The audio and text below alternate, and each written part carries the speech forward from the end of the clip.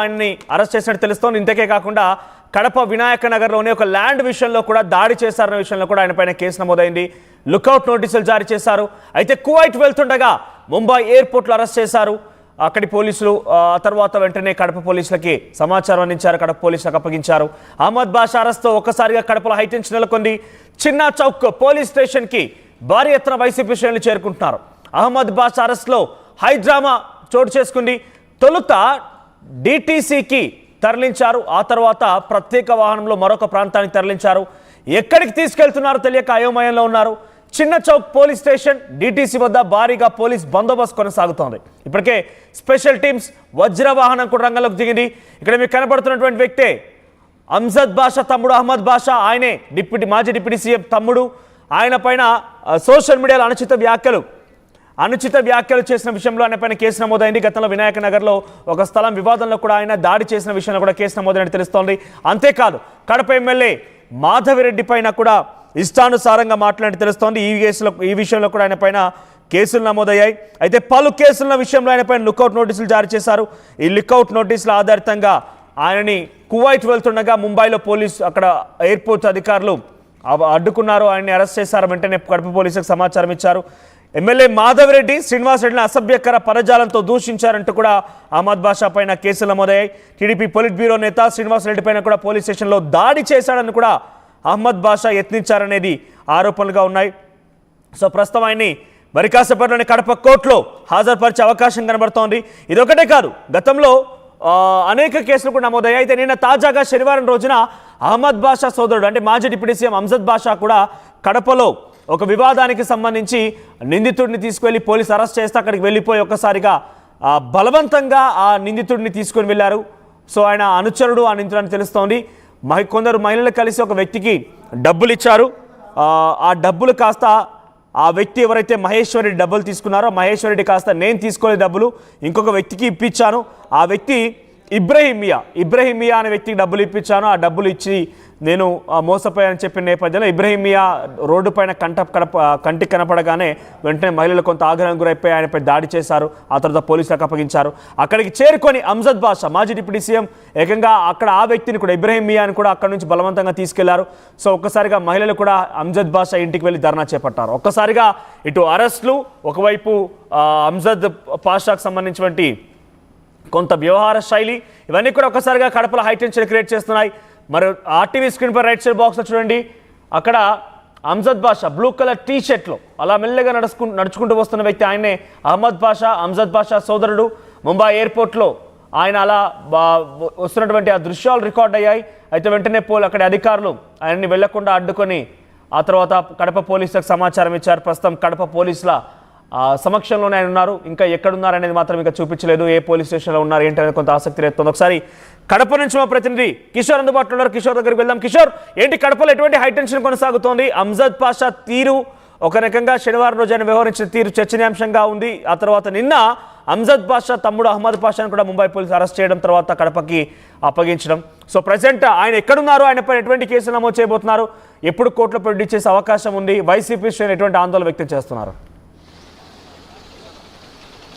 మనోజ్, ఏదైతే మాజీ deputy CM Amjad బాషా సోదరుడిని నిన్న ముంబైలో ఉన్నటువంటి విమానాశ్రయంలో కడప పోలీసులు అదుపులోకి తీసుకున్నారు. ప్రస్తుతం కడప నగరంలో ఒక రకంగా హైటెన్షన్ వాతావరణమే నెలకొందనే చెప్పాలి. ప్రస్తుతం మనం ఉన్నటువంటి చించోక్ పోలీస్ స్టేషన్తో పాటు అటు డిటీసీలో కూడా ఒక రకంగా భారీ ఎత్తున పోలీస్ బలగాలు మోహరింపజేశారు. ఈ నేపథ్యంలో మనం చూడొచ్చు, చిన్నచౌక్ పోలీస్ స్టేషన్ వద్ద కూడా భారీ ఎత్తున పోలీస్ బలగాలు రావడం, వారంతా కూడా ఇక్కడ ఏర్పాటు చేస్తున్న పరిస్థితి. మరి కాసేపట్లో ఏదైతే మాజీ డిప్యూటీ సీఎం అమ్జద్ బాషా సోదరుడు అహ్మద్ బాషాను మరి కాసేపట్లో కూడా ఈ స్టేషన్కి తీసుకురానున్నారు. అయితే ఇప్పటికే ఏదైతే ముంబై నుంచి ప్రత్యేక వాహనంలో కడపకు తీసుకురావడం జరిగింది. కడపకు తీసుకొచ్చిన అనంతరం కూడా వారు పోలీసులను విచారించారు. ఆ పోలీసులు విచారించిన అనంతరం కూడా ఈరోజు సాయంత్రం కోర్టుకు హాజరుపరిచే అవకాశాలున్నాయి. అయితే డీటీసీకి తీసుకొచ్చినటువంటి పోలీసులు ఆ తర్వాత ఎక్కడికి తీసుకెళ్లాలనేటువంటి విషయం పైన కూడా స్పష్టత లేని పరిస్థితి. అంటే దీంతో ఒక రకంగా హై టెన్షన్ వాతావరణమే కనిపిస్తుంది. ఒకవైపు ఏమో వైసీపీ శ్రేణులు కూడా పెద్ద ఎత్తున అక్కడికి తరలి రావడం జరిగింది. ఒక్కొక్కరుగా స్టేషన్ వద్దకు చేరుకుంటున్న పరిస్థితి కూడా మనం గమనించవచ్చు.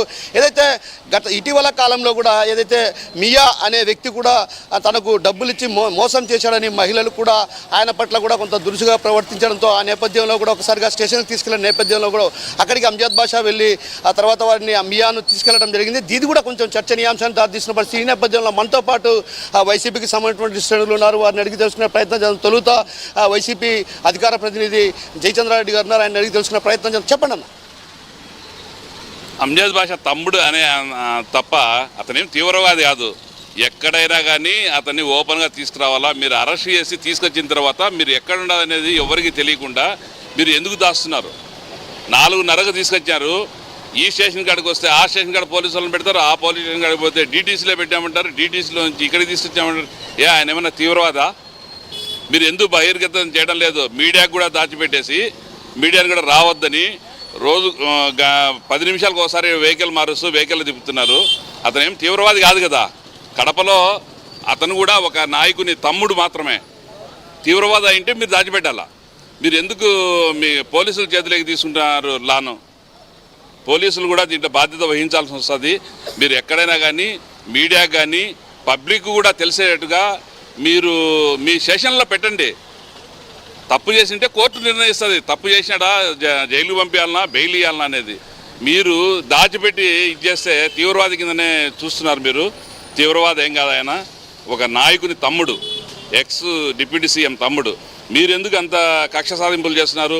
లాస్ట్ 2 days బ్యాక్ కూడా ఆయన ఇంటికాడికి ధర్నా అంటే దీంట్లో ఒక భాగంగానే వాళ్ళ ఇంటి దగ్గర మీరు ప్లే కార్డులు పెట్టించి లేడీస్ని పంపించి ధర్నా చేశారు. ఇదంతా ప్రజలు చూస్తున్నారు. ఇదేమి ప్రజాస్వామ్యం?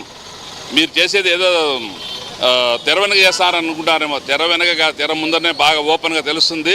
మీ నాయకులు రాత్రి మీ హంగామా ఏందో అసలు అర్థం కానిది. వాళ్ళ ఇంటి దగ్గరికి వచ్చి మీరు పటాకులు పేల్చడము ఇవన్నీ చూస్తుంటే మీరు కక్షపూరితంగానే చేస్తున్నారు. ఎక్కడ కక్ష లేదు అనేది చెప్పేదానికి ఛాన్స్ కూడా లేదు. మీకు ఏదైనా ఉంటే మీరు కేసు పెట్టిన కేసు ద్వారా ఇచ్చేయండి. అంతేగాని మీరు ఎక్కడంటే అక్కడ ప్రతి ఒక్కరిని ఈ మారి చేయడం మంచి పద్ధతి కాదని చెప్పి నేను చెప్తాను.